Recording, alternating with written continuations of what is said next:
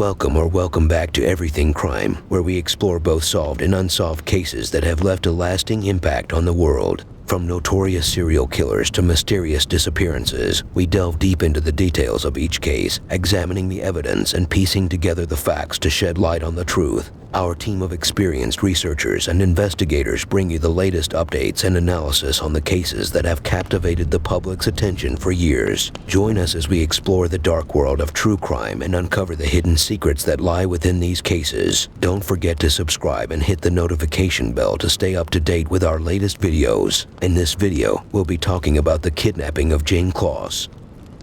On October 15, 2018, 21-year-old Jake Thomas Patterson abducted American 13-year-old Jayme Lynn Closs from her family's home in Barron, Wisconsin. The attack took place at 12:53 a.m. after he forced his way inside and fatally shot her parents. Patterson took Closs to a house 70 miles away in rural Gordon, Wisconsin, and held her in captivity for 88 days until she escaped on January 10, 2019. Police took Patterson into custody shortly after. He told them he kidnapped Closs and killed her parents. He pleaded guilty to 2 counts of first-degree intentional homicide and 1 count of kidnapping. On May 24, 2019, Patterson was sentenced to 2 consecutive life sentences in prison without the possibility of parole plus an additional 40 years. After her recovery, Jayme Closs now lives with an aunt and an uncle. Jayme Lynn Closs, born July 13, 2005, is the only child of James and Denise Closs of Barron, Wisconsin. On October 5, 2018, Jake Patterson drove to the Closs home to kidnap Jayme Closs. Activity in the home deterred him, as he was afraid he would leave witnesses. Patterson made a second attempt 2 days later, but again aborted for the same reason.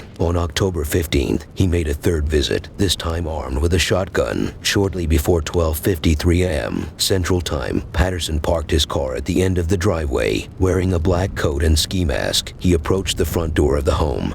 Carrying the shotgun, James Closs, 56, shone a light on Patterson through a glass pane in the front door and asked him to show him his badge. Patterson called out, "Open the fucking door." Patterson fired once, fatally shooting Closs. Forcing his way into the house, Patterson checked every room in the house because he wanted no witnesses left behind. He found the bathroom door locked and began shooting it down. Inside the bathroom were Denise Closs, 46, and Jayme. Denise was comforting Jayme, who was crying loudly. At 12:53 a.m., Denise Closs made a 911 call. While Denise Closs did not speak, the operator heard a disturbance and yelling before the phone call disconnected. When the dispatcher called the number back, they reached the voicemail of Denise Closs. Patterson bound Jayme's wrists and ankles using duct tape, then fatally shot Denise Closs. He dragged Jayme outside, almost slipping on blood, placed her in the trunk of his car, and drove away. The police arrived 4 minutes after the 911 call. Patterson later told investigators that he pulled over 20 seconds down the road from the house. Deputies sped by with emergency lights and sirens on.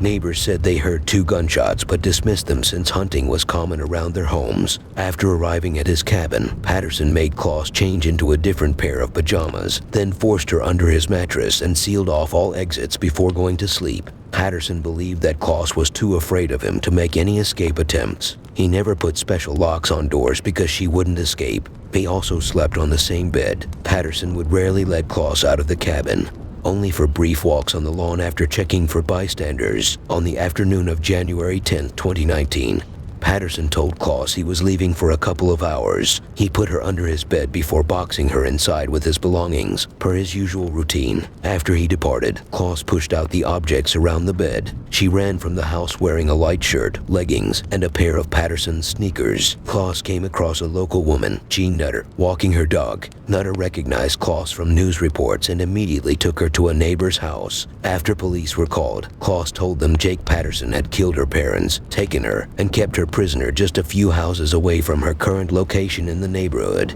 The neighbors described Closs as calm, quiet, dazed, and surprised that they recognized her from news coverage. The police arrived around 4:45 p.m. and removed Closs from the area for her safety. The description Closs provided for Patterson and his vehicle enabled deputies to spot his car just minutes afterwards when Patterson drove by the house. After a deputy stopped him, Patterson exited his vehicle and said, "I did it." A hospital admitted Closs under guard yard. The next morning, they released her to the custody of her aunt, Jennifer Smith. Hormel, the parent company of the Jenny O store where Closs's parents worked, announced on January 24th that they would grant $25,000 reward money to Closs for rescuing herself. Patterson's parents divorced in 2007. He graduated from Northwood High School in nearby Minong, Wisconsin in 2015. He enlisted in the U.S. Marine Corps, but was discharged after 1 month at MCRD San Diego. Police did not believe Patterson had any social media contact with Closs or her family, and relatives of Closs did not recognize Patterson's name. Patterson told authorities he saw Closs getting off a school bus outside the family residence in September while he was driving home from work, and that he knew that she was the girl he wanted to take. Patterson's grandfather stated, "Something went terribly wrong. Nobody had any clues. We are absolutely heartbroken. It's wrenching to deal with." He was shy and quiet. He backed off from crowds, but a nice boy, polite. Computer games were more of a priority than social interaction. Patterson confessed to police that he had kidnapped Closs and killed her parents. He had no previous criminal history in Wisconsin. He was charged with 2 counts of first-degree intentional homicide, 1 count of kidnapping, and 1 count of armed burglary on January 14, 2019, with bail set at $5 million. On March 27th, he pleaded guilty to 2 counts of intentional first-degree homicide and 1 count of kidnapping. The judge agreed to dismiss the armed burglary count. On May 24th, Patterson was sentenced to the maximum of 2 consecutive life sentences in prison without the possibility of parole for the murders, plus an additional 40 years for the kidnapping. Douglas County authorities did not pursue charges against Patterson related to Closs's 88 days in captivity because they did not want to bring Closs in for questioning and believed there was sufficient evidence to pursue a life sentence without parole without needing additional charges. While in jail in March, Patterson wrote a letter in response to questions sent to him by a reporter from a television station in Minneapolis. He apologized for his crimes and stated they were committed mostly on impulse, contrasting with reports from the police that he had taken various measures in preparation for the crime. He added that his intention from the beginning was to plead guilty in order to spare Closs and her family the trauma of the case going to trial. Later that month, a television reporter in Minneapolis received a cell phone call from Patterson in which he briefly answered questions sent to him in a letter. Regarding the time Closs spent in captivity, Patterson said, "We were just like watching TV, playing board games, talking about stuff. We cooked a lot. Everything we made was homemade. You know." At Patterson's arraignment, his father had told a reporter that he had a note of apology that he was trying to get to Closs. On June 20th, Jake Patterson was registered officially as a sex offender. In July, he was transferred from the Dodge Correctional Institution to an out-of-state prison in New Mexico and got in a fight with another inmate in August 2019. That's all for now. We believe that discussing true crime isn't just about sensationalizing or glorifying violence, but about exploring the human stories behind these events and working to understand the motivations, circumstances, and consequences of these actions. So, whether you're a true crime aficionado or just curious about some of the most notorious cases in history, we invite you to join us on this journey by subscribing to our channel as we explore the fascinating and often shocking world of true crime. Thanks for tuning in. We'll see you in the next video.